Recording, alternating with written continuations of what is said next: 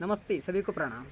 आज मैं आप लोगों को चंद्रभेदी प्राणायाम और सूर्यभेदी प्राणायाम का एक छोटा-सा कॉन्सेप्ट आप लोगों के समक्ष रख रहा हूँ।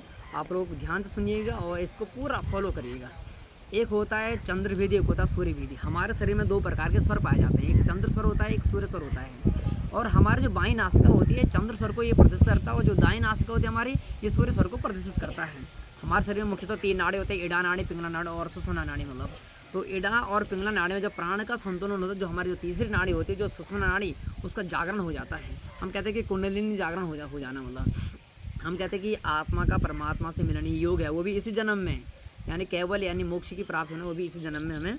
तो जो हम जब हमारे इड़ा नाड़ी और पिंगला नाड़ी प्राण का संतुलन होता है, जब हम अनुलोम विलोम ये सारे प्राणायाम जितने भी हैं उन सब प्राणायाम को करते हैं, तब इड़ा नाड़ी और पिंगला नाड़ी प्राण का संतुलन। और जो हमारी तीसरी जो नाड़ी होती है, जो सुषुम्ना नाड़ी, जो हमारी मूलाधार चक्र में अपनी सुप्त अवस्था में पड़ा रहता है। जैसे हम कहते हैं कि कुंडलिनी जागरण होती है, तो फिर क्या होता है कि कुंडली मार के देखिए, कुंडली मार के सांप बैठा रहता है और जैसे सांप अपने दिल से जब बाहर निकलता है, वो भी फुंकार मार के वो ऊपर की ओर निकलता है, ऊपर की ओर बाहर की ओर निकलता है। वैसे ही जब हमारा इड़ा और पिंगला नाड़ी में प्राण का संतुलन होता है, जो तीसरी नाड़ी जो सुषुम्ना नाड़ी वो अपनी सुप्त अवस्था में पड़ी, वो क्या होता है, जागरण हो जाता है। वो भी सांप की भांति फुंकार मारते हैं ऊपर की ओर।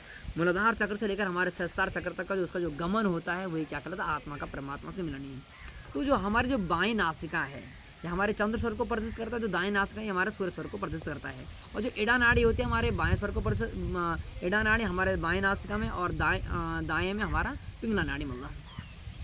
तो ये छोटा सा कॉन्सेप्ट हम सब लोगों को समझना है कि चंद्रभेदी प्राणायाम। अब देखिए, एक सामान्य सी बात बताता हूँ, जिन लोगों का बीपी हाई रहता है, उनको शरीर में शीतलता की आवश्यकता होती है। तो शीतलता देखो, इस धरती पर 2 मतलब ऊर्जा का स्रोत सूर्य भगवान है और शीतलता का स्रोत हमें चाँद है। और जिन लोगों का बीपी हाई रहता है, सीधे डायरेक्ट अगर रोग के ऊपर बात है, जिनका बीपी हाई रहता था उनको चंद्रभेदी प्राणायाम करना चाहिए, क्योंकि चंद्र से हमको शीतलता प्राप्त होती है। और जो जिनका बीपी हाई रहता है, उनको शरीर में शीतलता की आवश्यकता होती है। और जिनका बीपी डाउन रहता है, उनको शरीर में ऊर्जा की आवश्यकता होती है। तो वो ऊर्जा, अब देखो प्रकृति में ऊर्जा का स्रोत सूर्य है, तो हमें इंटरनल वो एनर्जी चाहिए, तो हमें अपना सूर्यभेदी प्राणायाम करना चाहिए।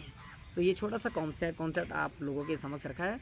और मेरे जो नेक्स्ट 2 ब्लॉग आएंगे, आपका एक चंद्रभेदी प्राणायाम के लिए स्पेशल और एक सूर्यभेदी प्राणायाम के लिए स्पेशल मतलब, क्योंकि बहुत सारे लोग इन प्राणायाम में कन्फ्यूजन में रहते हैं कि प्राणायाम चंद्रभेदी सूर्यभेदी। तो ये थोड़ा सा कॉन्सेप्ट ये समझ लीजिए आप, फिर आगे हम आप लोगों को चंद्रभेदी और सूर्यभेदी प्राणायाम के बारे में बताएंगे। नमस्ते, प्रणाम जी।